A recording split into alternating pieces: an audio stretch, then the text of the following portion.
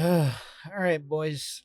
So, this episode, once again, is a mixed bag. You may be wondering, why is that?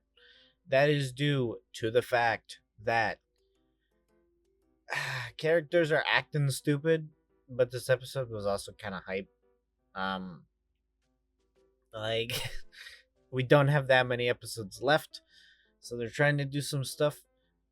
I'm just gonna get this out of the way. Next time, it's literally called Mazinger Z Returns, so you can probably guess who is returning in that episode, which I am hyped for. Like, man, I want.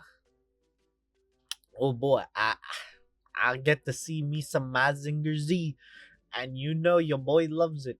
Anyway, so getting back on track.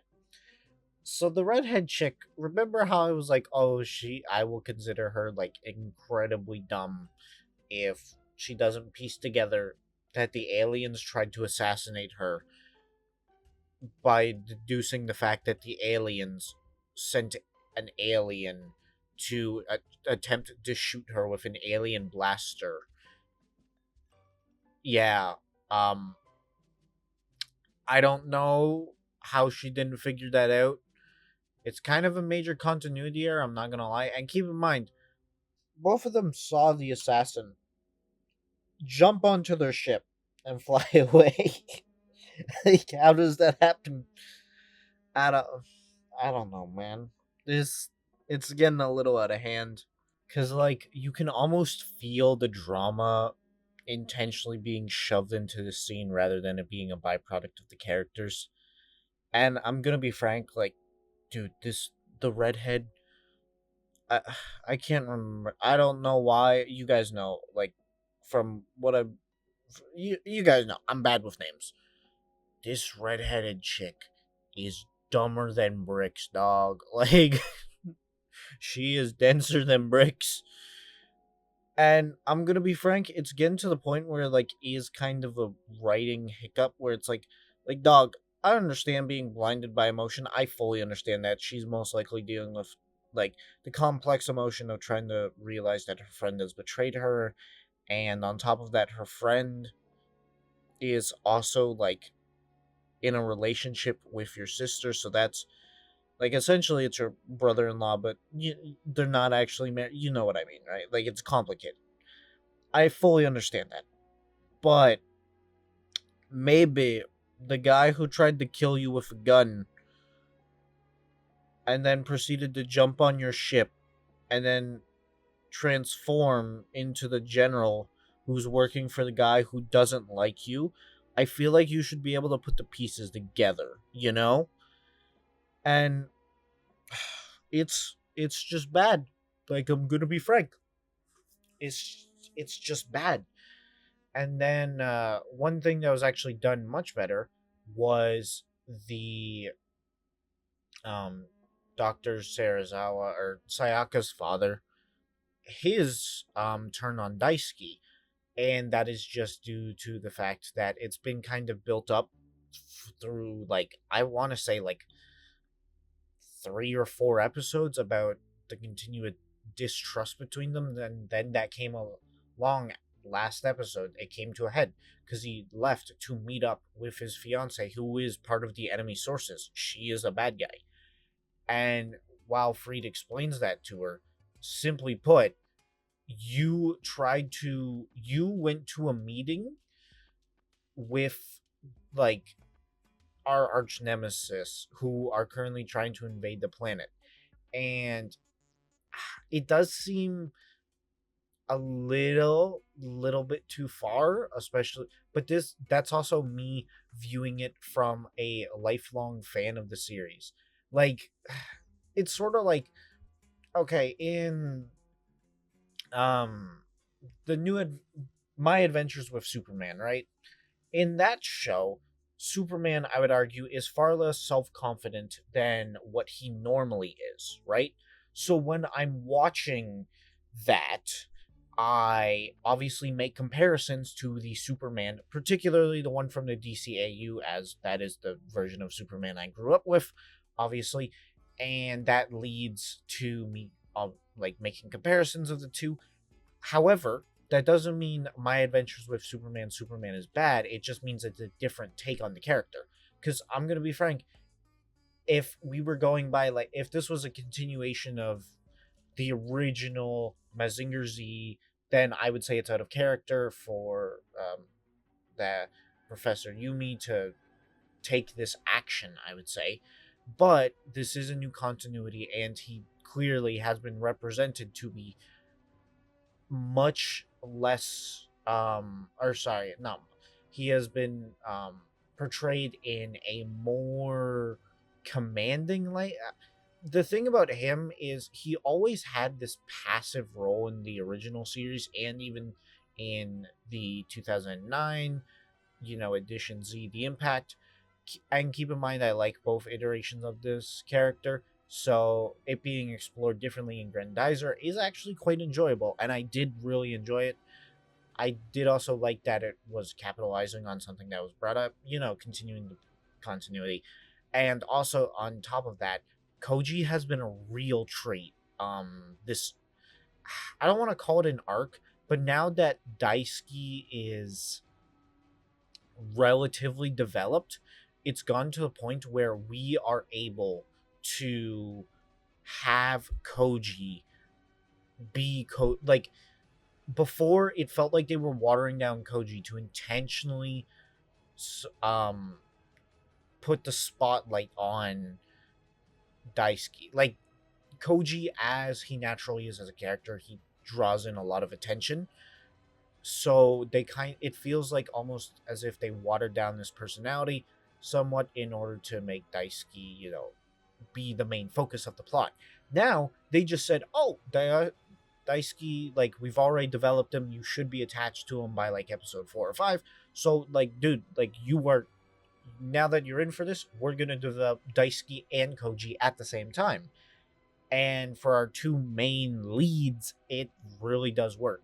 I like the character work they did with Koji in last episode, and in this episode, the way they characterize him right now, it's really good. Not only as a Mazinger Z fan, like I really do like this show and how it's handling Koji right now. Because simply put, it simultaneously feels like a relatively new, fresh version of Koji, but still keeping that essence of what he is and showing where he should be theoretically in the stage of the story. Because one thing about Kabuto is in the original series and even in Z, at the beginning, oh my goodness, this guy was an ass. Like, I don't think you guys understand how mean he was in the original series half the time. Like, genuinely, it is wild. And you know what? That's okay.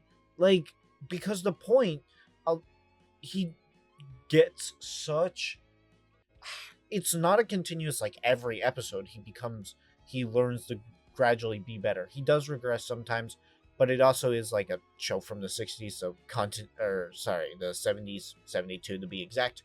And so continuity wasn't exactly um let's just say it's grace. It was nice to see, and there obviously was overarching storytelling, but it wasn't to the level of modern day shows, which you can't really expect from 1972. But that character arc of Koji growing into a better person over time just made his character so much better and made the show far more enjoyable.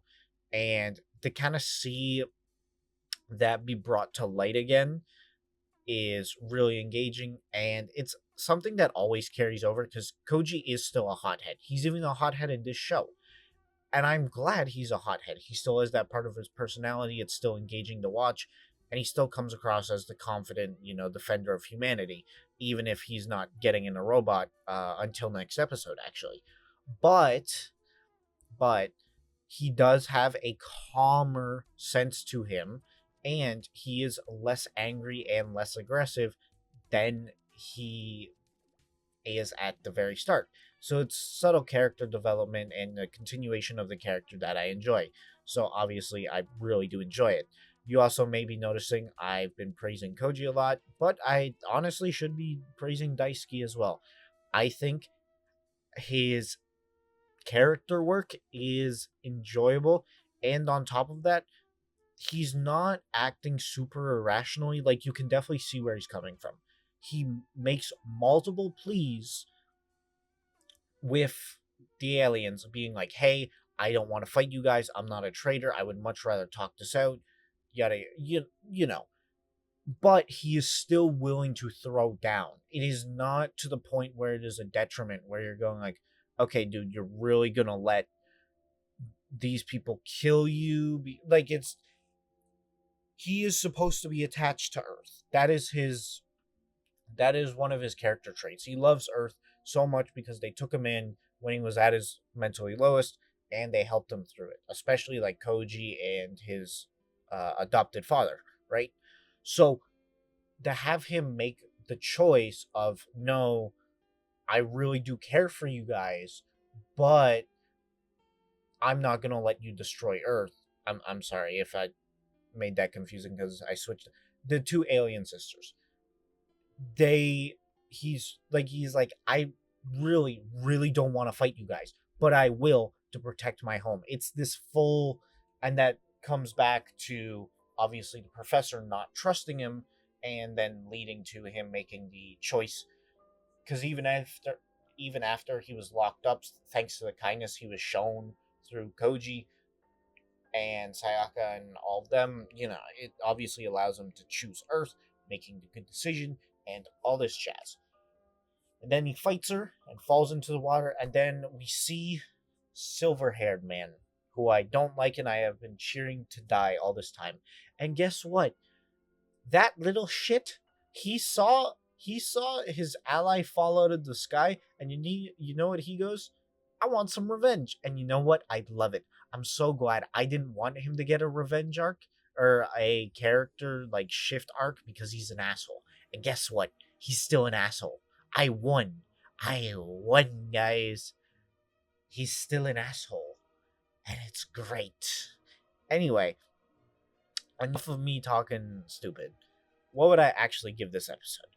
Well, unfortunately, I would argue it wasn't one of the better looking episodes of the series, but the story was overall pretty good. But man, I'm sorry, but this redhead dude, I don't know what's going on with her, but like, forget getting her eyeballs checked out. Like, dog, I don't know what to check for her, cause like, dog, like, I don't know if there's a test for stupidity, because like, even an IQ test, like, I'm pretty sure those don't go into the negative, but hey, anyway, uh, overall, the redhead brings it down, shocker, but I'm gonna give this honestly a solid, I think, 6.5 out of 10.